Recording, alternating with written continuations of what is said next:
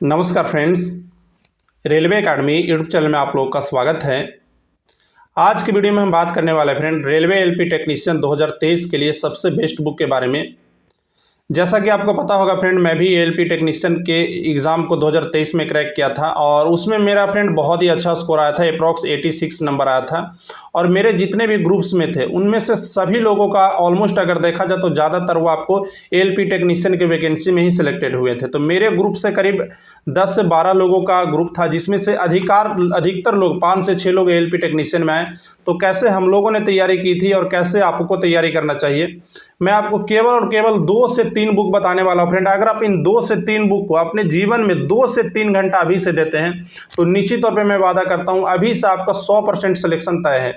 तो सबसे पहले अगर बात करें फ्रेंड, तो जैसा कि आपको पता होगा कि इसमें 3 स्टेज में परीक्षा होती है, पीटी, मेंस और साइको। पीटी में जनरली फ्रेंड पीटी मेंस के बाद जो साइको होता है वो साइको केवल और केवल ड्राइवर के लिए होता है, टेक्नीशियन वाले के लिए साइको नहीं होता है। तो सबसे पहले अगर पीटी की बात करें तो जो मेरा पीटी पढ़ा था फ्रेंड वो इंदौर में पढ़ा था और वहाँ पे जो मेरे दोस्त से मैंने बात किया तो जनरली सभी लोगों का जो मेन रूप से दिक्कत आ रहा था वो टाइम मैनेजमेंट का आ रहा था, क्योंकि यहाँ पे आपका 75 नंबर का क्वेश्चन होता है और वहाँ पे आपको जो टाइम दिया जाता है फ्रेंड वो 60 मिनट दिया जाता है। इसमें जो मेन दिक्कत आती है फ्रेंड वो मैथ रीजनिंग की आती है, क्योंकि यहाँ पे 75 नंबर में मैक्सिमम जो क्वेश्चन होते हैं वो मैथ्स रीजनिंग की होती है। तो यहाँ पे टाइम टेकन एक बहुत बड़ा प्रॉब्लम आ जाता है।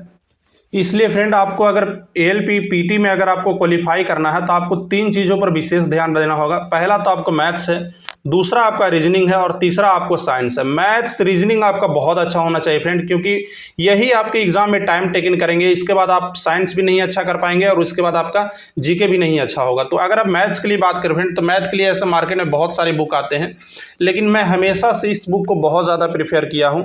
इस बुक की जो सबसे मेन खासियत वो यह है फ्रेंड कि ये पूरी तरह से रेलवे के पैटर्न पे बेस्ड है। और अगर आप आर.एस. अग्रवाल या और कोई बुक लेते हैं तो वहाँ पे मेन रूप से दिक्कत क्या आती है, बहुत सारे ऐसे टॉपिक होंगे जो आपको रेलवे में पूछे जाते हैं लेकिन वो टॉपिक यहाँ पे दिए हुए नहीं है। तो यहाँ पे आपको रेलवे के जितने भी टॉपिक हैं वो आपको देखने को मिल जाएंगे, जैसे बाइनरी नंबर या बहुत सारे ऐसे टॉपिक हैं जो केवल और केवल रेलवे में ही पूछे जाते हैं। तो वो सभी टॉपिक आपको यहाँ पे देखने को मिल जाएंगे। तो ये बुक आप लोग जरूर ले लीजिएगा। और साथ में इस बुक की जो सबसे अच्छी बात है कि ये पूरी तरह से ट्रिकी बेस्ड है और बहुत कम क्वेश्चन में बहुत अच्छे से यहाँ से आप अपना थ्योरी कवर कर सकते हैं। तो ये बुक आप लोग जरूर ले लीजिएगा।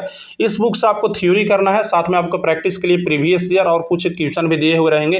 तो ये बुक आपको जरूर से जरूर बाई कर लेना है। रेलवे एसपीडी का ये मैथ्स आता है।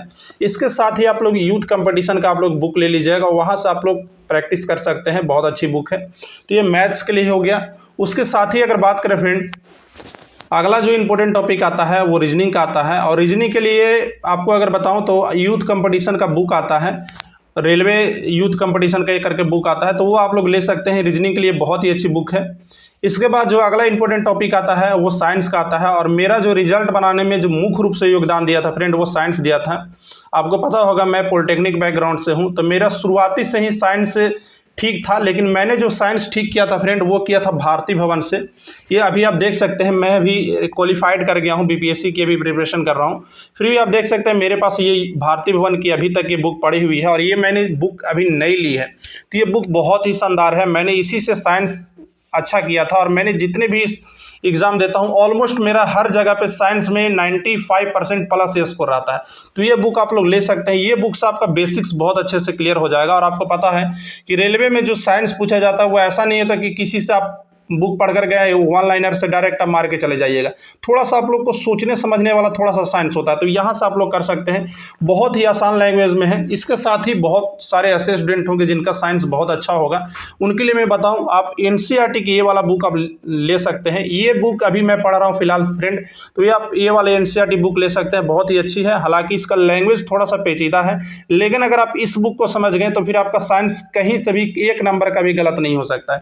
तो ये दोनों बुक आपको करना है। इसके साथ ही फ्रेंड यहाँ से आपका पूरी तरह से थ्योरी कवर हो जाएगा। उसके साथ ही आपको ऑब्जेक्टिव के लिए एसपीडी का साइंस आता है, उसके लास्ट में 25-25 नंबर का एक सेट दिया हुआ रहता है, उसको आप लोग को जरूर करके जाना है। तो यहाँ से आपका पूरी तरह से साइंस कवर हो जाएगा।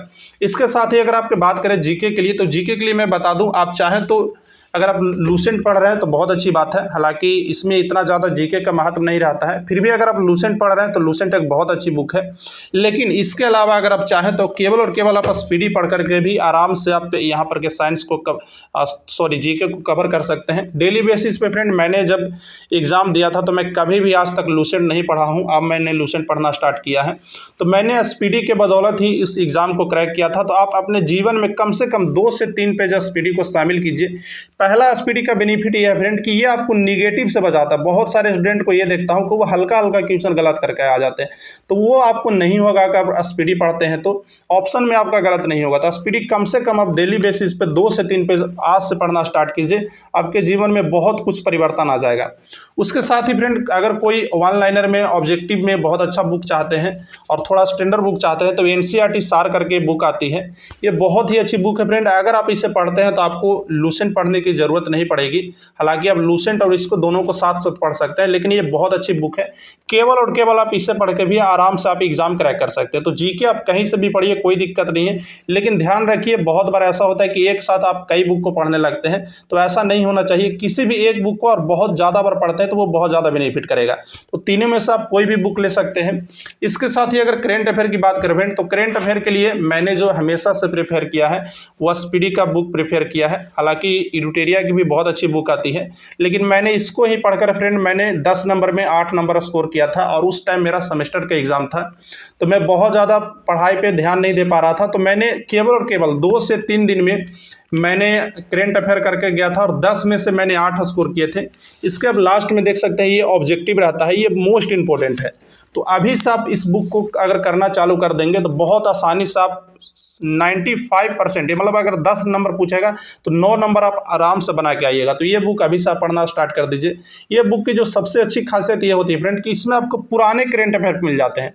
इडुटेरिया की अगर आप बुक लेते हैं तो वहाँ पे मेन जो दिक्कत आती है वो ये आती है कि अगर वो 1 साल की बुक है तो केवल और केवल 1 साल के करेंट अफेयर को ही देगी। लेकिन आपको पता होगा इडुटेरिया के अलावा जो आपका स्पीडी है इसमें आपको 2 साल 3 साल तक के आपको करेंट अफेयर देखने को मिल जाते हैं, वैसे करेंट अफेयर जो मोस्ट इंपॉर्टेंट है। और कभी कभी रेलवे पुराने इंपॉर्टेंट करेंट अफेयर को पूछता है, तो इसलिए ये बुक है जो आपका बहुत ज़्यादा हेल्प करेगा।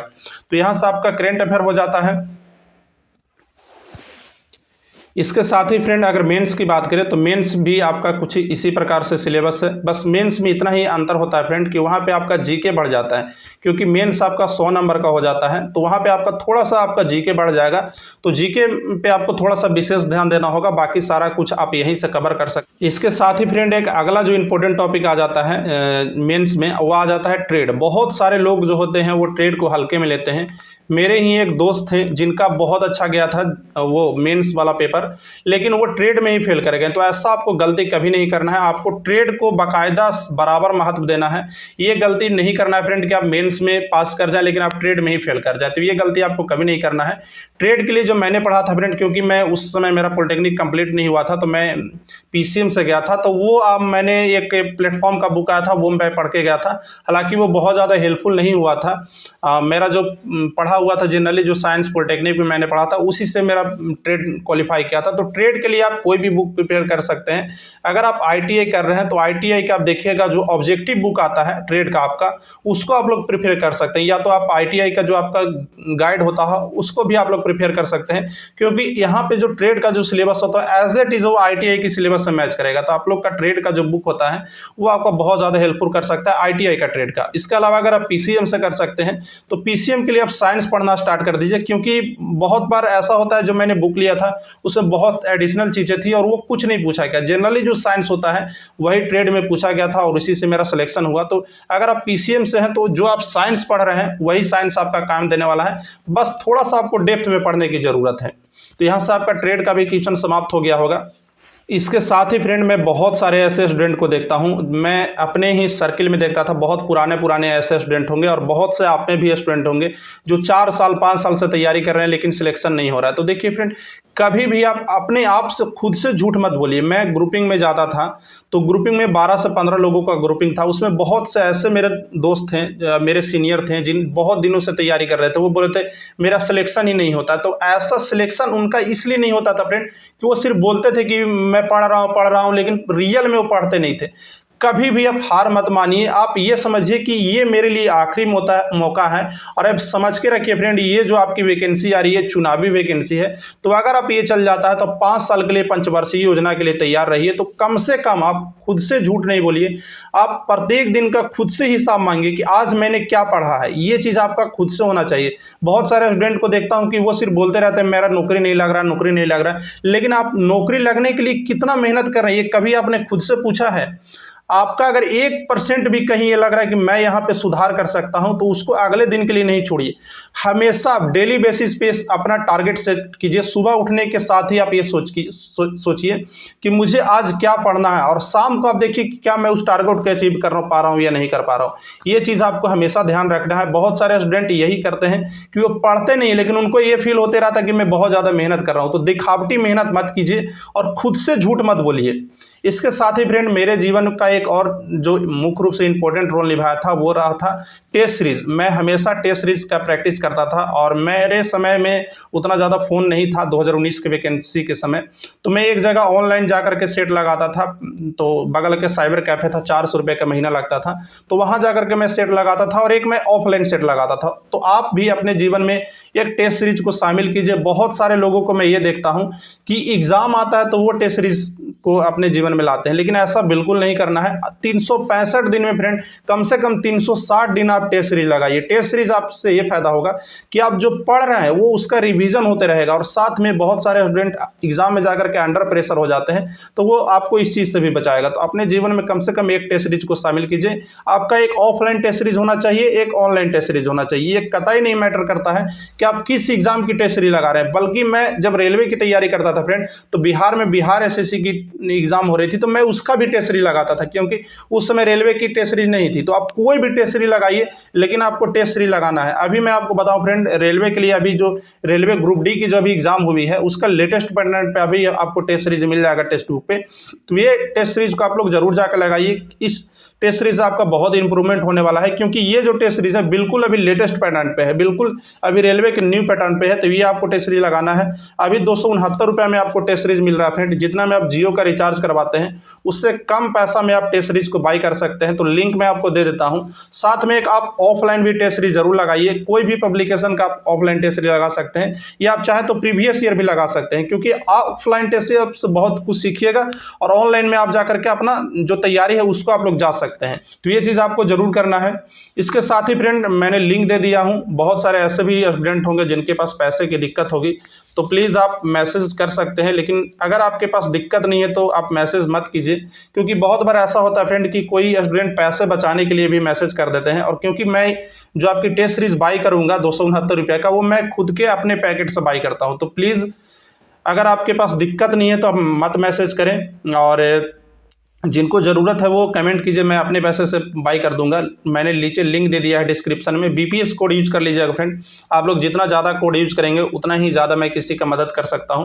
और बीपीएस कोड यूज करने से आपको 30 रुपये का डिस्काउंट भी मिल जाता है। ये जो पास है इसका प्राइस 299 रुपया है, लेकिन आपको 260 रुपया 70 रुपये में ये पास आपको मिल जाएगा बीपीएस कोड लगाने के साथ।